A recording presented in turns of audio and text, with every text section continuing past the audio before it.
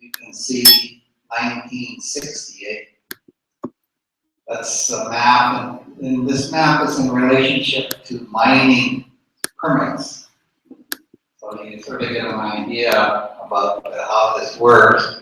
When I click it, it'll go to 1965, and then 1970, and then 1975. And that's the great, the little brown spots that sort of show mining permits. You can see them kind of increase between 75 and 80. And then 85, 90, 95, and you see 2000. And some of the things I didn't want to draw attention to.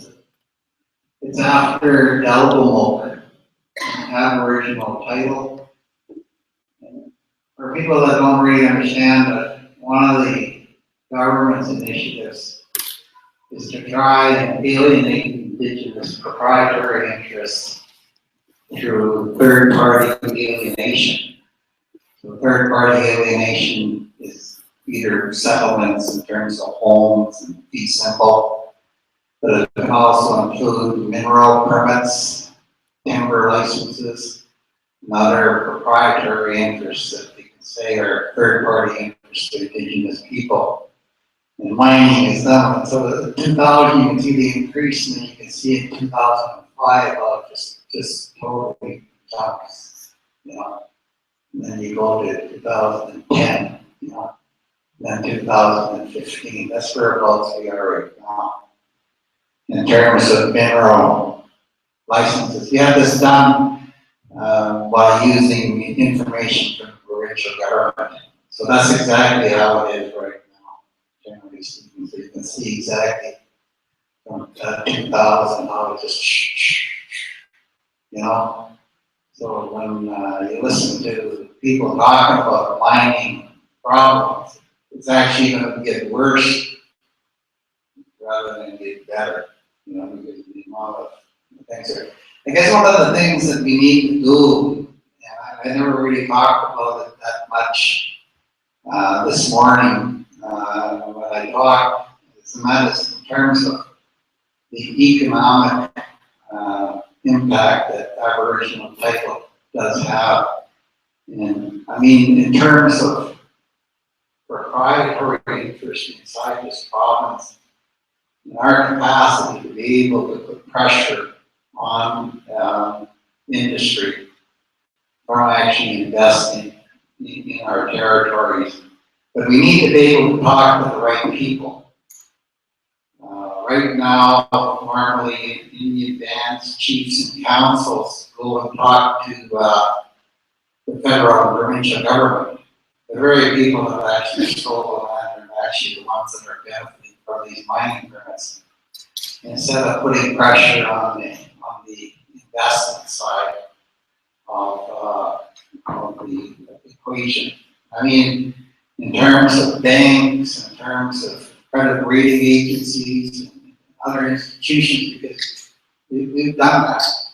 Like I've made submissions to the World Trade Organization on the softwood lumber dispute, where we challenged the provincial government's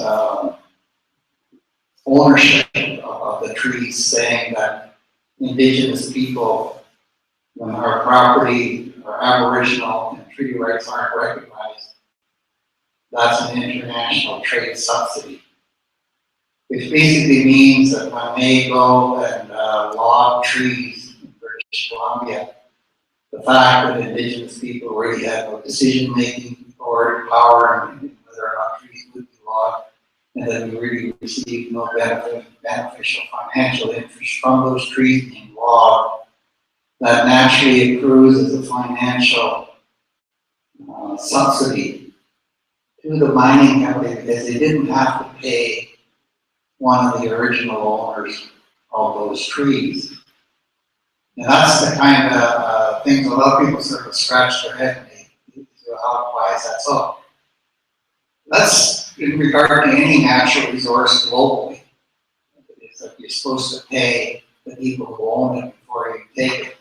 Companies just can't just go in and just generally steal. You know, the government sometimes allow them to basically get away with paying nothing for the trees, but still that they have to pay them. In this case, like with forestry, for instance, that tree has been there longer than the province of BC in many cases. And the thing is that when a logging company comes in, they have to pay stumpage, and that kind of stumpage is normally considered full payment for that tree.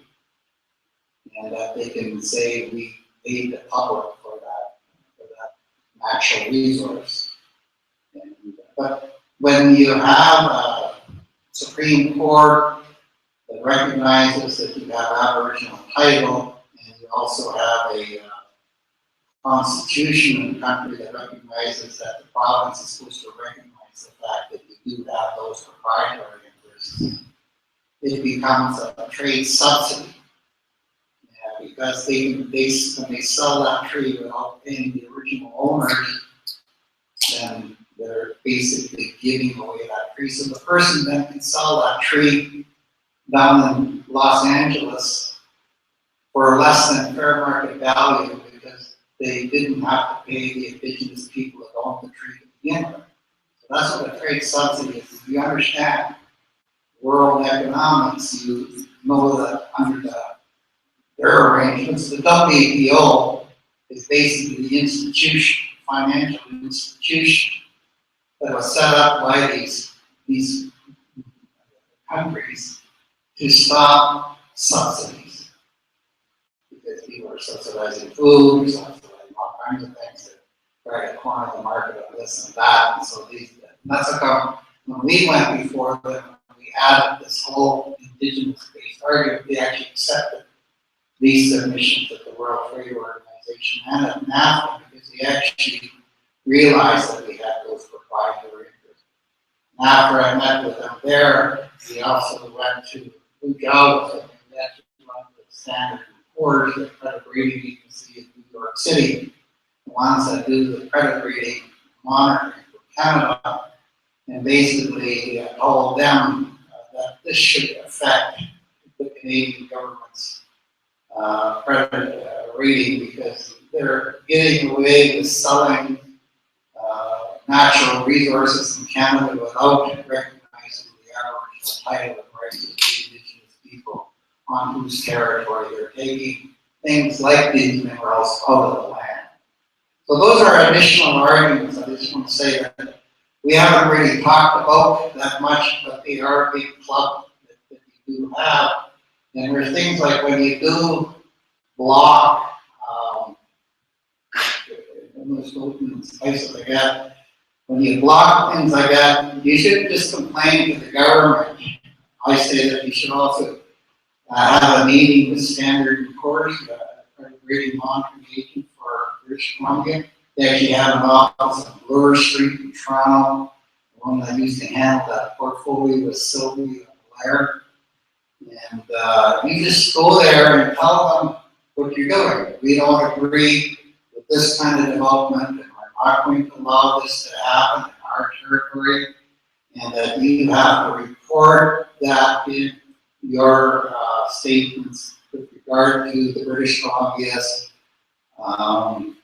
credit rating. Like right now, BC has a triple star or triple A because you know what they use to get the triple A is that.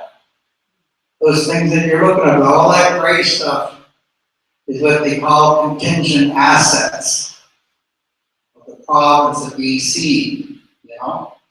And that's how they get all the money to pay them. As they get more and more investment through these permitting systems on the land, they can tell the credit rating agencies, look at this, they got, you know, over here they might only have a few billion or a few million. But as they go up to here, they're into the billions, trillions of dollars of investment there. And that's what they call contingent assets. You know what they have also in their financial statements? They have contingent liabilities. And you know what the contingent liability is that you have to report every year? It's Aboriginal title claims. They actually have them in there.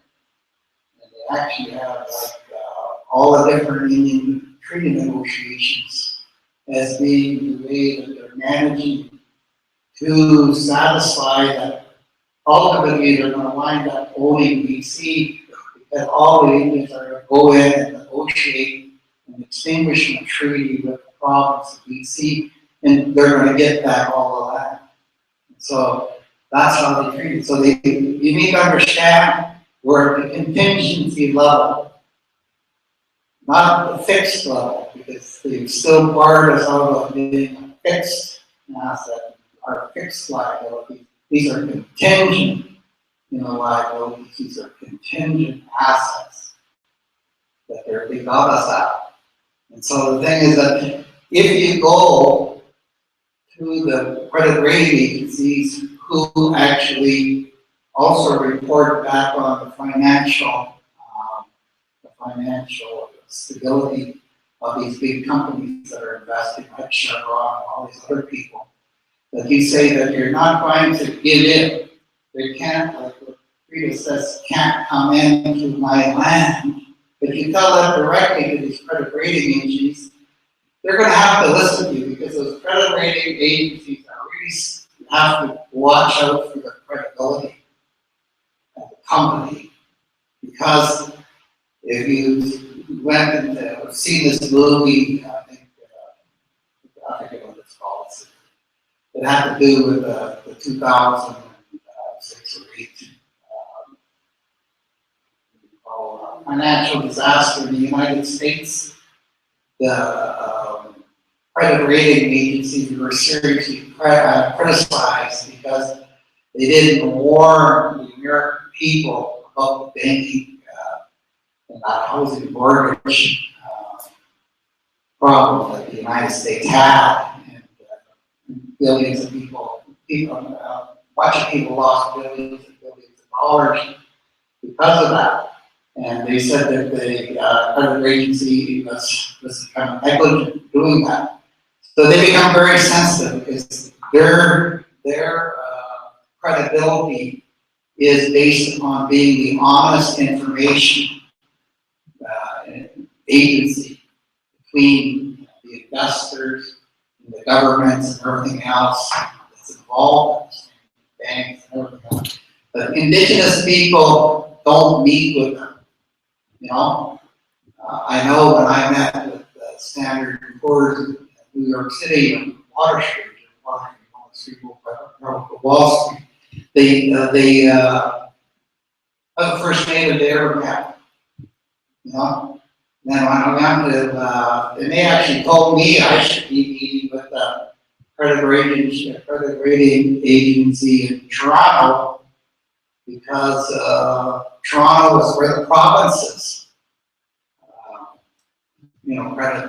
financial statements are investigated by that credit rating one, and they're the ones that help set up the meeting. But it all had to do with WTO and NAFTA accepting their submission, the fact that we do have proprietary rights in our natural resources, and there is economic recognition of that by one of the top capitalist trade organizations in the world.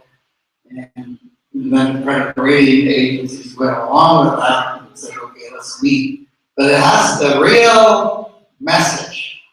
Can't come from me, because I really don't own any Aboriginal title except my collective share of the soul nation. It takes the nation, it takes activists, it takes people on the ground to be able to sit across from Sylvia Blair and tell her straight to her face that we own this land, and we're not going to back down. The province and their financial statements pretty well says we're going to back down, we're going to chicken out, they're going to be in control. You need to go in there, so that province is giving you the wrong information. You're giving investors in BC, mining companies, all the wrong information. And they don't want to meet with you, they better pick it outside of them. Because I know the provincial credit rating people do come to BC once a year. I know that. We've never ever got to that level. But I thought, you have to see these maps, you have to see what contingent assets are, you need to see what contingent liabilities are. And for those people that are Indian dams, you can actually put in your financial statements all of your land claim work, including your tree loans and everything is their investments in contingent asset of your territory. Because once the province has to put in their financial statements that they have contingent liabilities, that gives you the right to put in that you have contingent assets, which is these territories where the mines are, and this is what you expect that. This is the way of playing with money, you know. And a lot of these people in this, the only thing they do believe in is money. So if you can't argue on money, then they don't even listen to you. They don't, a lot of governments, they don't believe, they don't give a damn about our human rights. They don't care about our indigenous rights. But they care about their contingent assets, fixed assets, fixed liabilities. They pretty well have to get that in. So I just thought I'd throw that in, a little bit of discussion. Anyways, I think, one thing that I noticed on your map here, one thing that I think that you said in any conversation about mining and mining claims, is that one of your biggest enemies is the mineral tenure act. But without that act, unless it's changed, that will only get worse. Mm-hmm. And what happened, and the reason it jumped so much between 90 and 95, I believe, is because the Ministry of Mines said, okay, guys, you don't have to go out in the field to actually stake a claim anymore. You can sit in front of your bloody computer and put in your coordinates. And if you do that, and there's no competing claim, that claim becomes yours. Yeah. So I sat down in front of the computer by the millions and took all of that land under claim. And unless the Mineral Tenure Act and the so-called free entry prospecting license is stopped, that's only going to get worse. Mm-hmm. Yeah, I think that's true. I think can you see that on there?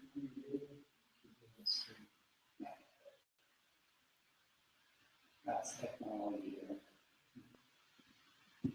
Yes. All right, thanks a lot. You want to say something? Curiosity.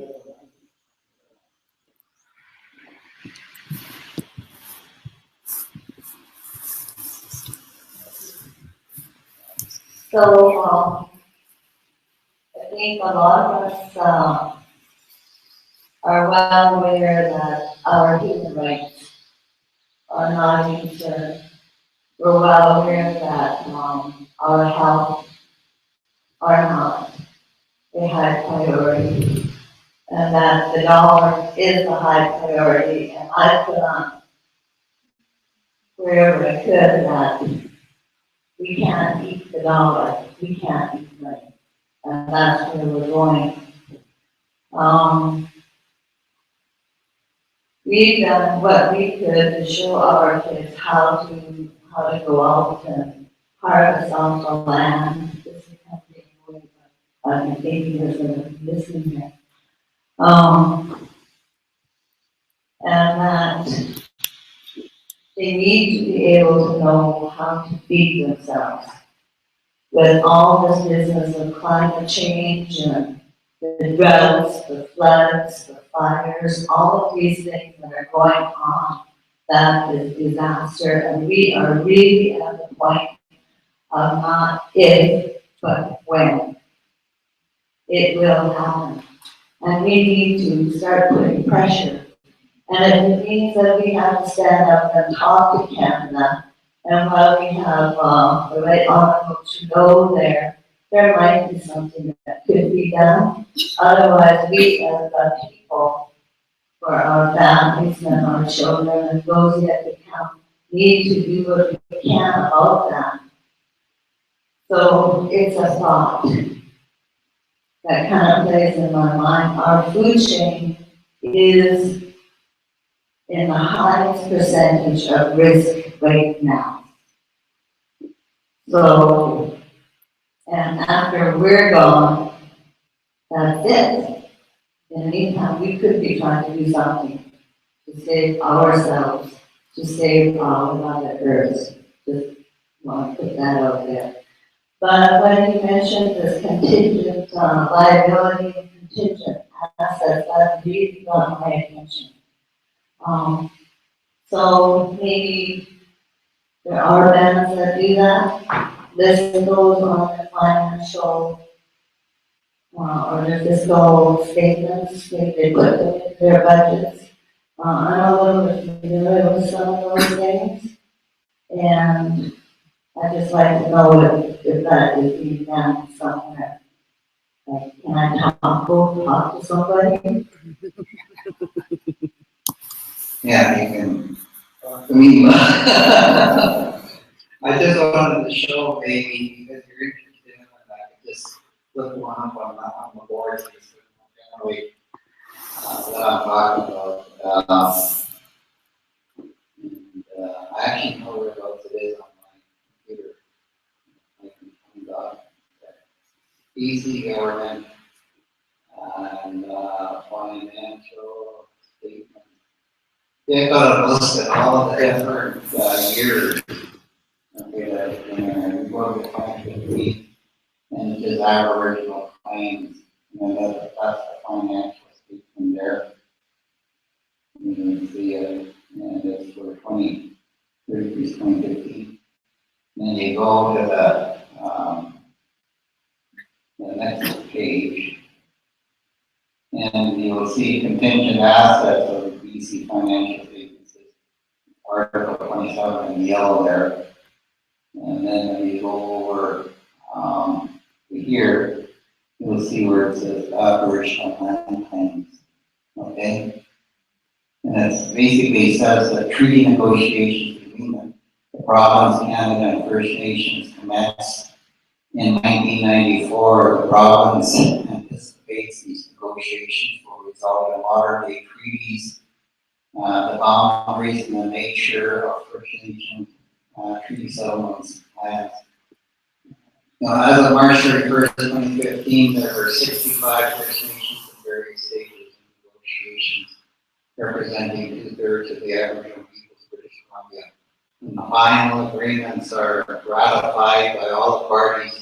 The provincial cost of the treaties is reported, and then it goes on to state other matters. But you can see they start listing the most recent treaties that are up at the front, and then at the very bottom is where they talk about the ones that are good dissidents into the treaty process. It says some First Nations have chosen, the last paragraph there, it says some First Nations have chosen not to negotiate through the formal British Columbia Treaty Commission process. A number of the First Nations have chosen to advance their claims through litigation. Claims include declarations with respect to Aboriginal rights and title, commercial rights, challenges with respect to the adequacies of consultation and accommodation, and damages for unjustified infringements. The amount of any provincial liability is not determinable at this time. And the thing is that you can answer this by writing the Auditor General, then you can assess the damages, because sooner or later you're going to have to pay all that money back, because we're never going to extinguish our land. You can put that in your contingent assets of your financial statement. Just throw it back in their face, you know what I mean? And you know who gets their financial statement from the band is Indian Affairs, you know? And so the thing is that people that are actually in the treaty process, you can have a debate in your financial statements using your auditor as part of the process. So you don't need to just get political talk, you can actually do economic talk, financial talk, especially if you have like a treaty loan or something like that. A lot of people don't understand that stuff.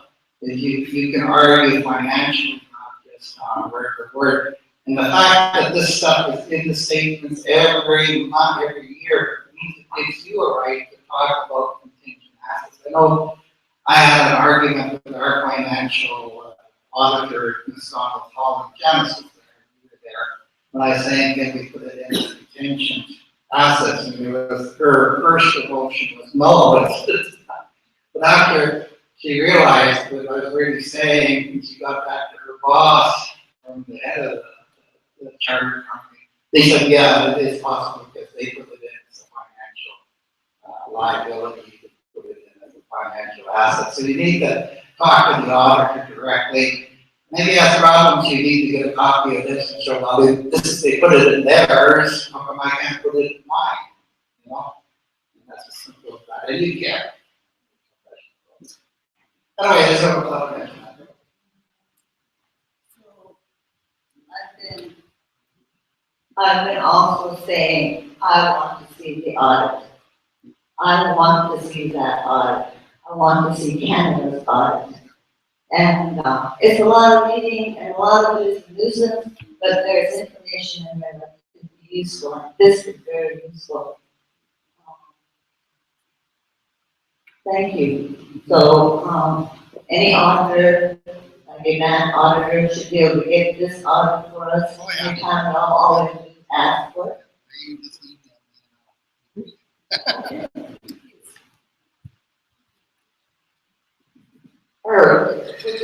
Would it stand to reason that there would be a contingency thing in the federal government? And just briefly, I cautionary note putting too much investment in the Trudeau government, because I want to say this is more of on the international level. It was so easy for him to say, oh, we're supporting this, supporting that, because he knew darn well that the U.S. said COP21. That's how they do it. They will say, oh, well, they'll come up as the shining knight in armor because they know that the buddies are going to oppose it. Yeah, I think one of the things that feds don't really have this in their financial statements. But the thing is, if you got it in the provincial statements, how come the federal government doesn't have it in their statements? They're actually dishonest. All the problems should be reporting back on. You just tell them it's in BC, here it is, and they'll come in with some excuse and never push you away. Just hammer away. And if they don't, then they go to standard report and tell them these people are misrepresenting Aboriginal things. You know, you just play that game. No. Yeah, dude.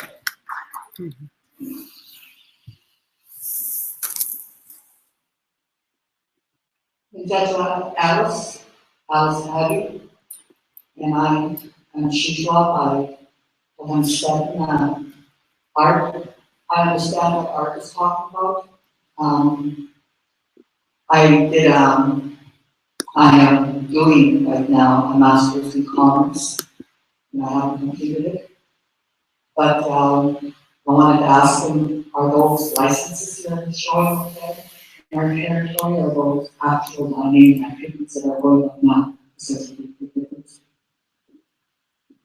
Those would be permits.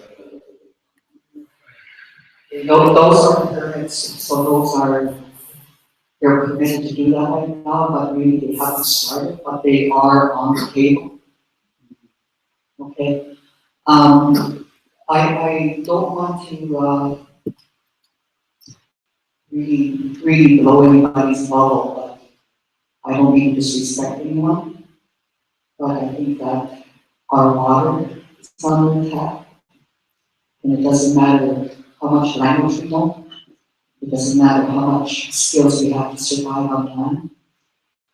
Our medicines, our plants, our deer, our moose, the way this is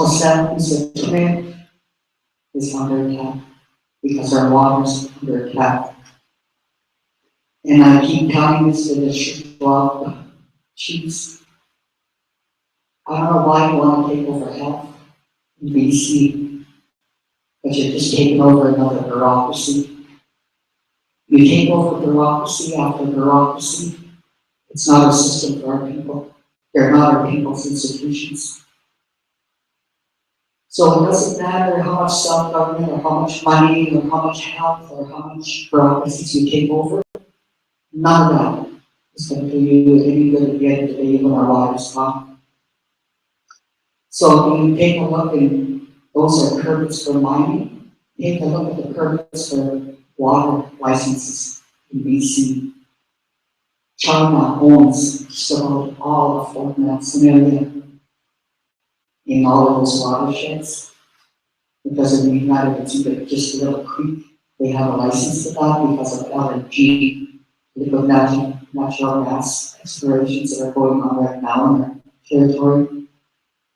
A lot of our leaders are not, and I don't say this to disrespect them, but a lot of them make megabucks. And no one wants to even believe that. Just go on your Transparency Act and look at the salaries of our leaders. They're exorbitant. And take a look at how many of them have made agreements with these LNG companies to go ahead and suck our creeks dry of water. And I'll tell you something right now that's happening in the Alexis Creek area. A lot of the families that I know that live off the land haven't killed a moose in 5 years. And they told me, they said, Alice, we're getting tired of killing. We haven't killed a moose in 5 years. Think about that. Our moose are extinct.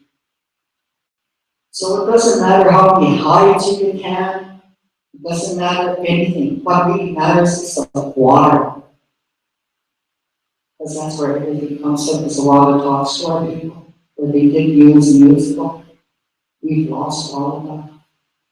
And we have a government system that we use now that's not our own. And when we said meetings, I watched them vote. What does voting do?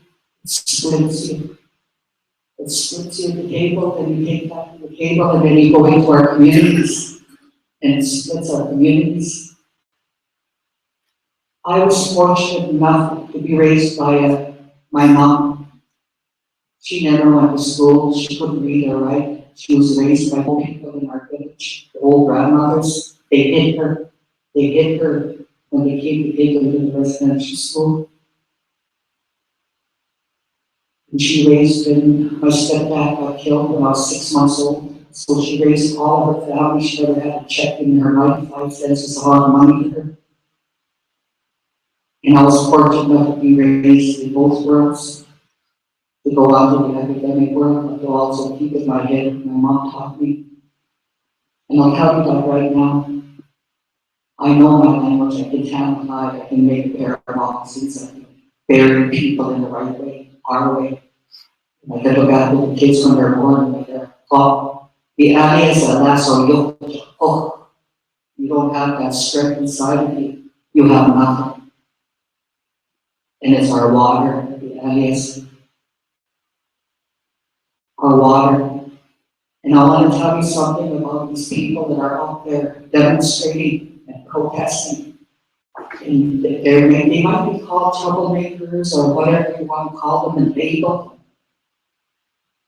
But when Chief Wayne Christian and George Manuel, all of our leaders in the past, when they stood up and they protested, so we can all be sitting here today, nobody called them troublemakers. Nobody called them starting trouble and being negative. And a lot of those people are gone or they're old, but we still have people that are willing to stand up there like they did in those days and fight. And we got to support those people. We have to.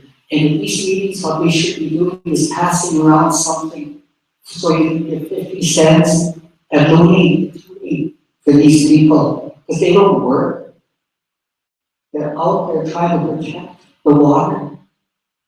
So please, don't turn your backs on them. They're young. We can't do that. I can't. I'm 63 years old. I can't travel around the province and do what I would like to do, or my heart tells me it's the right thing to do for a while. But I would like to give them $5 and whatever I can give them to help them out. Because remember, your leaders used to do this. George Manuel and Wayne Christian. All of the leaders used to do that. I remember that when they took over the affairs office in Vancouver, when they took over the affairs office here in Ajax, they weren't called troublemakers. So don't do that to these people. Okay, because they have kids too. Okay, down.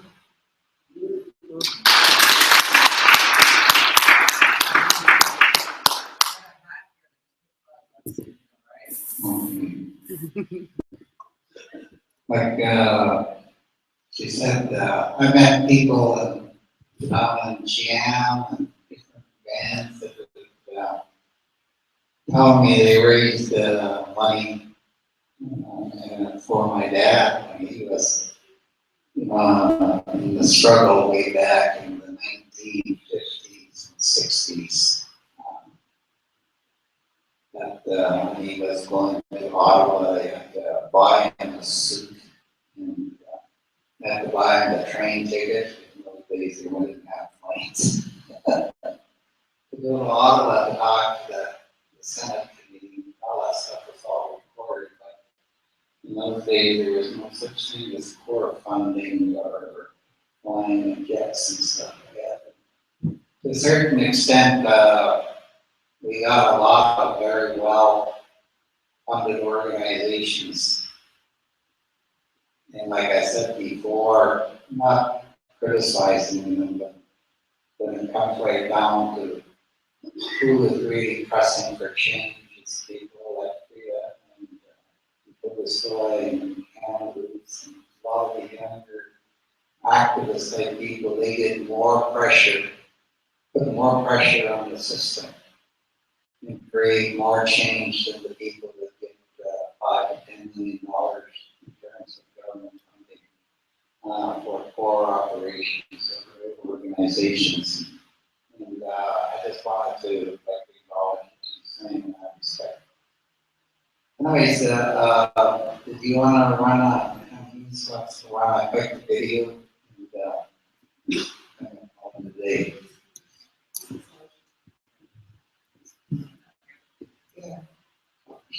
Right before I do, I just wanted to take this opportunity to bring the Mount Polley disaster back into the forefront. This was actually a cover-up, not a cleanup. There has been no cleanup that has taken place. On August 4th of 2014, one of the biggest mining disasters in the world took place in the northern part of our Secaucus territory. There were 17 million cubic meters of wastewater, tailings water, and 8 million cubic meters of the actual solid tailings that dumped into our fresh water. Upon the tailings pond breach that happened, the dam that collapsed. When this massive amount of tailings went into our water, it went into first Polley Lake and into Hazeltine Creek, which is around a 10-kilometer creek, and into Quesnel Lake, which is one of the deepest glacier-fed lakes in the world, and then into the Fraser River. And these tailings and these wastes are continuing to flow right now as we speak. As we sit here, they're emptying into Quesnel Lake. Quesnel Lake was a very pristine lake, crystal clear lake, and now the sediment from this lake has contaminated this lake. There's 10 meters of tailings at the bottom of this lake, and what happened after this disaster was the two northern Secaucus bands, Katsul, which is Soda Creek, and Williams Lake band. Those two bands are also a part of the northern Secaucus treaty process. Is that a couple of days after this disaster happened, the province offered them $400,000 as a pollution abatement order in order for them to be involved in the environmental cleanup process. They were thinking that they would be at the same footing as the province, but when they went out there, they were scammed and they didn't have a say in the cleanup. No testing was taking place for months after of the actual mine site in Polley Lake, because they said that it created a dam and they were scared that this dam was going to collapse and kill anybody that was on Hazeltine Creek.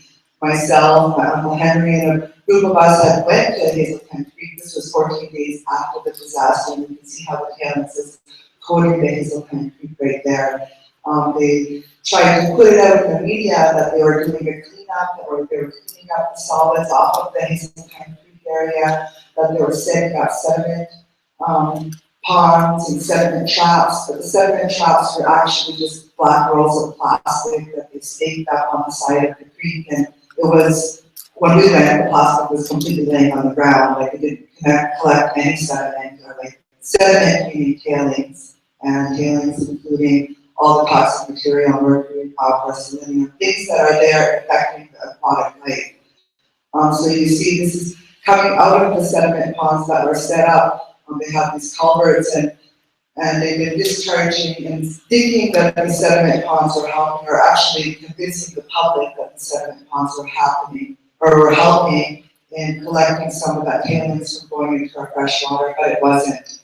And more recently, after they approved the reopening permit and all the direct action that we're doing, everything, they continued to push this out in the media that they had a massive cleanup plan that was going to be state of the art and it was going to continue to impact our fresh water.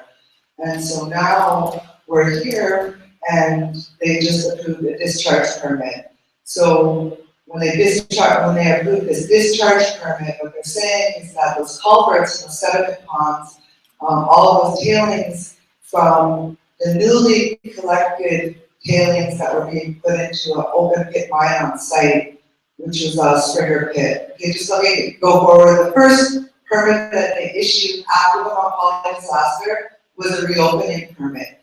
And this reopening permit gave the Mount Polley Mine Company permission to dispose the new tailings into Springer pit, which is an open pit, old open pit mine on site, on the Mount Polley site.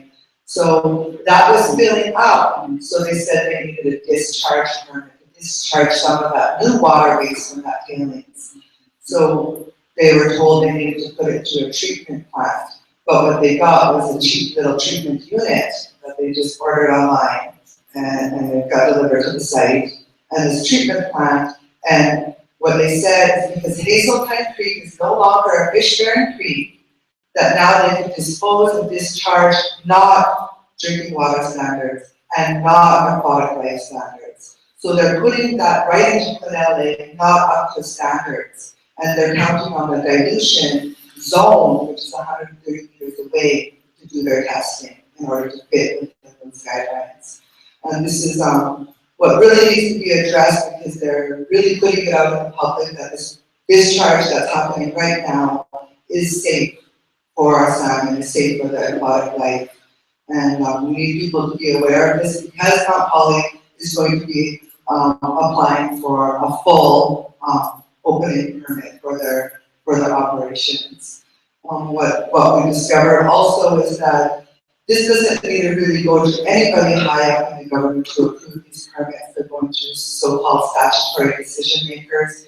They hired this guy by the name of Hubert Bunce to approve anything that happened at Mount Polley. As soon as Mount Polley happened, he was hired as a director of Mount Polley through the Ministry of Environment, a new position for him. And he was the one that's approving the permits. But then people complained because you couldn't tell the difference between Hubert Bunce, the Ministry of Environment, is actually environmental protection. And you couldn't tell the difference between him and Mount Polley because they work so hand in hand, that now they have a new statutory decision to make for Jennifer McGuire. And these are like white people that are just sitting there, and they're saying that they have the authority and everything to approve these permits that are going to impact large amounts of people, and the whole Fraser River watershed to be impacted. As I said before, that there was mercury experts that said do not drink the water for 100 kilometers away, which is already into the Fraser River watershed.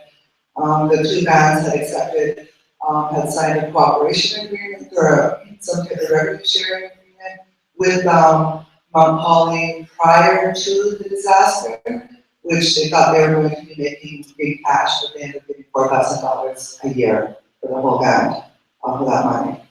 So another thing real quick that I want to talk about is the social impacts of mining in our territories that people don't ever really talk about.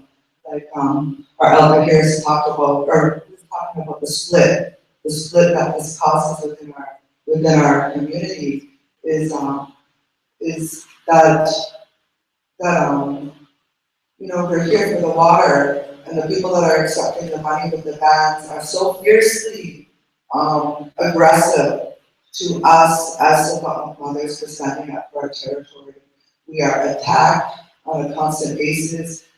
Myself personally had the 4 chiefs from the Northern Chickasaw Tribal Council actually issue a press release discrediting that I have any authority or any permission to be speaking on their stewardship area within their territory, which is Samoan Nation. But because our people are DIA mentality, back office mentality, they think that their little jurisdiction within their reserve areas or whatever that they can only speak on. And this is what we're trying to say here, is that we have a collective right and collective consent, you know, collective decision making. I wanted to just talk about these pictures right here. We can just flip through them really fast. This is at the Upper Adams River. The kids doing the salmon song. We've been up there many times. We've had community caravans up there where Imperial Metals is trying to. This is the one that they want to try to make into a tailings pond. They were, at one point they were saying it's actually, there's discharge. They got approved a discharge permit already up at Ruddock Creek to discharge the whatever underground doings that they're doing from their tunnels. I just wanted to flip real quick to their discharge facility, like their little shoddy little discharge job that they're doing up there. And you can see that this is the type of mining practices that they have. Mining practices that they have in our territory. I don't know if it's going to show it on this one, but this is some of their discharge. I think a couple of screens over this. It'll show this is their discharge. This is how they're discharging into the fresh water from. This is the exploratory drilling that they're doing in the Ruddock Creek right now. And they just have some shoddy little containers coming out of a tunnel, and that's the water that they're saying that they're putting right back into our fresh water that goes right into the Adams River on one of the biggest sockeye salmon islands. And I think it's the next slide over. So this is their discharge. This is what they got for their discharge permit. I think there's another picture. Yeah, right here. So this is what's coming out of the tunnels, and this is what the province approved as a legit discharge permit that the province gave to Imperial Metals. But I just want to end with that and let you know that we will continue to do direct action, you know, against Imperial Metals and Ruddock Creek. We're planning on, as soon as it's we're going to get up there, we're going to be getting up there, organizing a big gathering and asking people to come out and start occupying our lands up there. Thank you. Thank you. I'd just like to thank you for making the following donation through the hat there. We collected $125.60. That's Canadian. But we can't forget the ones from south of the medicine line here. They put in $25. So we've got 25 US dollars, which is something like $30. Anyways, I'd just like to turn this over, the money, to Janice Billy, who's the head of our George Emanuel Institute, which is, well, you're the one with the checkbook over there, so you have to pick up the money, sorry. Then you need to work with moving it off to some activist organization that can use it for their good work. Anyways, thank you very much. Yes? Oh. Here.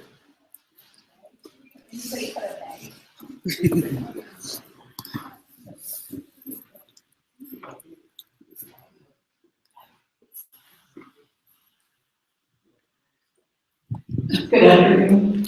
My name is Manuel Kanahus.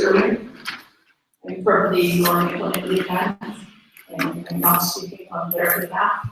I'm speaking as a member of the band and a member of the nation. And listening to the presentations that were done in the last, I guess it's few days, one of the things that I'm involved in, and I think probably needs to go on this agenda as well, is the bio-waste, the biosolids. And I wanted to kind of let you know about how that connects to mining. It actually, the bio-waste that is created in Vancouver and Kelowna, there's a section of Highland Valley Mine that's closing, and each time they close down the site, because they've taken out the rock and they've taken out whatever it is that they're mining from the mine, and they have to refill it with something. And so all the partners in the corporate world decide how they're going to do this. And apparently, for 10 years, they've been delivering bio-waste from Vancouver and dumping it into Highland Valley mine pits to use as covering up. And we only found out about that recently, because we were dealing with the bio-waste, and we have, some of you probably heard that we've had our land protectors out on the highway stopping. We actually have a moratorium signed by our 5 chiefs to stop the application of bio-waste on our land. And they've been delivering bio-waste to our land for 12 years. And so earlier or later last year, Highland Valley was talking about restoration. And in their restoration process, they invited the elders from the Ajax Nation to come to talk with them about how they might replant and replenish the land again that they closed up. And so, kind of just out of curiosity, I asked them, have they ever used bio-waste in any part around the mine?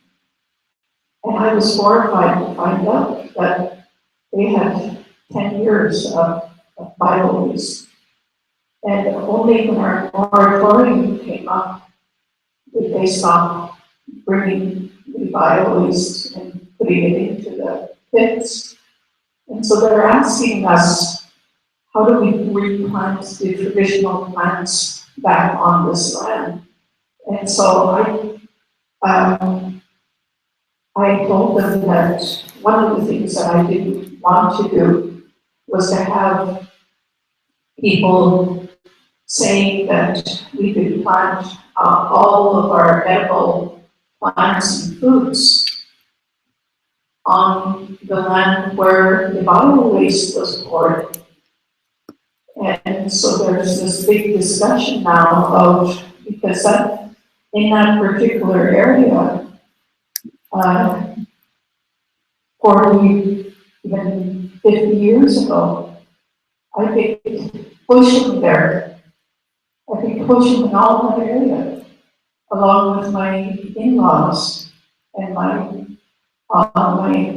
husband's aunts and uncles used to go there and pick pushing and dry deer meat up there. And nobody hunts up there anymore, and you can't put berries in anymore there. And they want to restock. And so I talked to several elders and I told them about that, and they said, there's no way they should plant that. And also another thing that I found out about the mining pits, that Craigmont mine in our neighborhood, and it's been closed for some time. And when Peter Morgan had to spill 30 kilometers down down the highway from us. They took the contaminated soil and they said there was a processing place here in Kamloops that they delivered the contaminated soil to, and it would be processed and cleaned. And when we were stopping trucks from delivering bio waste down the valley from us, we started stopping trucks that we didn't know what was on them. And when we stopped it, they said they were bringing contaminated soil from Kamloops, and they were depositing it into Craig Mine, which is this great science. So the contaminated soil that left from the oil spill came over here only to be delivered back to the mine. That's like 5 kilometers out of our community. So mining and oil waste and timber and the spills have to be monitored as well to what goes where and when. So we also have to try to work at stopping the contaminated soil from being delivered. And they tell us that this little thin plastic that they put down the bottom of the ground there will hold any of the contaminants in bay. And I said, well, for how long? And they couldn't tell me for how long. So, looking at that stuff and how much contamination is around and how secretive they are until you actually, are standing in front of a truck and stopping them and asking them to read their orders to what they're delivering. And it's not so much the truck drivers as it is the company they work for. And so, I just wanted to kind of connect some dots and maybe get other people to also keep their eyes and ears open for those things that are being delivered as well. All my relations. Thank you. Thank you very much. Anyways, this is the end of the session. Just wanted to say, you're all invited tomorrow morning at 9 o'clock sharp to meet with Naomi Klein. Naomi is sitting back over here. You can say hi to her or go, whatever, so there's, okay. Good night, thank you very much.